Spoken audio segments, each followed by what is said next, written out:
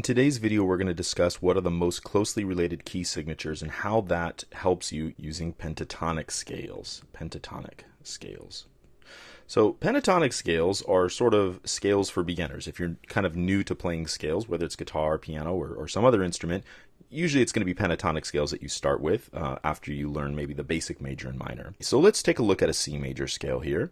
And once again, C, D, E, F, G, A, B, C. Now what I'd like to go ahead and do is eliminate degrees 4 and 7 because we're discussing pentatonic scales. And I should be maybe a little more specific. This is a major pentatonic. C major penta. So this is C major pentatonic. Now I eliminated degrees 4 and 7. That would give me my C major pentatonic. And what I'd like to go ahead and do is, again, we compare that to an F major scale. An F major would be F, G, A, B flat, C, D, E, F, and finally we'll compare that to a G major, A, B, C, D, E, F, G. Make sure we sharp the F here. Now, once again, because we eliminated an F and a B, let's also assume that we're sort of eliminating those notes as well. And so we're going to eliminate our B flat, we're eliminating any kind of an F, we're eliminating F sharps, eliminating B. And what we notice is when we end up doing that this C major scale, if you were soloing right here in C, and C pentatonic, let me make that actually very clear. If you were soloing in C major pentatonic, if you're performing an improvisation in C major pentatonic, you could perform that improvisation also in the key of F major and G major. So I'm going to write that out because I think that's really important. So C major pentatonic, what keys does it work for? You could use it for the key of C major, F major, and G major. How do I think about this? Well, again, we looked at the circle of fifths and we kind of think of that F is sort of 1 unit to the left on the circle of fifths and G major was 1 unit to the right on the circle of fifths.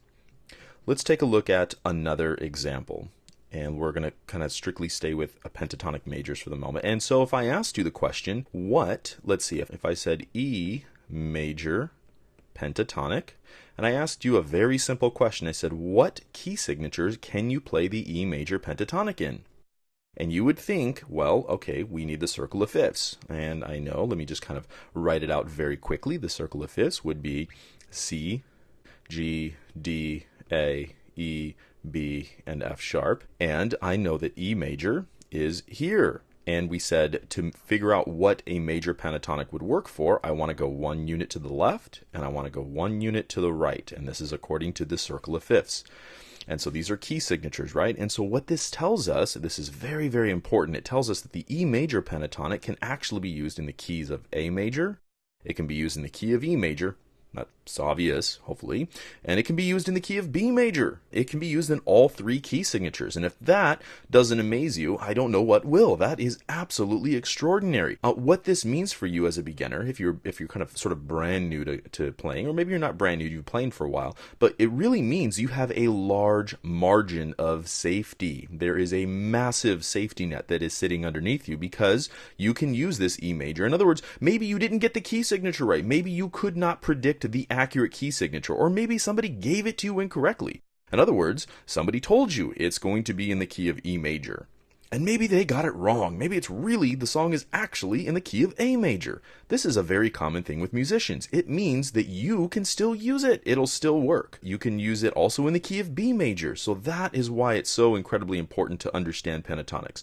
So let's write this out. When do we use pentatonics?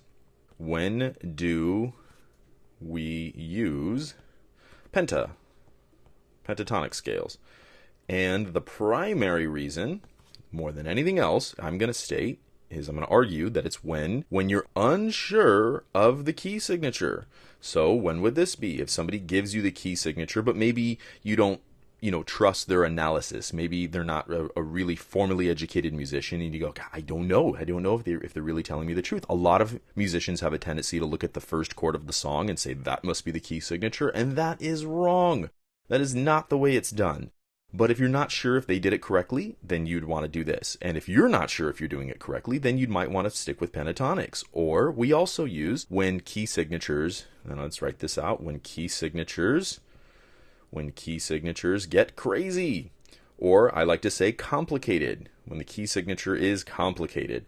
So there should be an inverse relationship. When chord progression gets complicated, we'll just use an up arrow to represent that, then your improv needs to get very uncomplicated in general.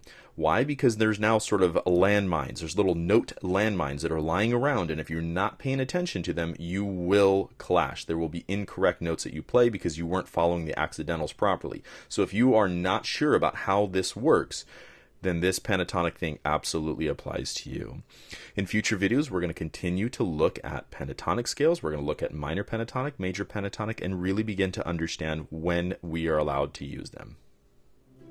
Hey everyone, thanks for watching. If you've really enjoyed what you've seen so far, please just go ahead and click that subscribe button for me. It'll help keep us going so we can put out more great content for you.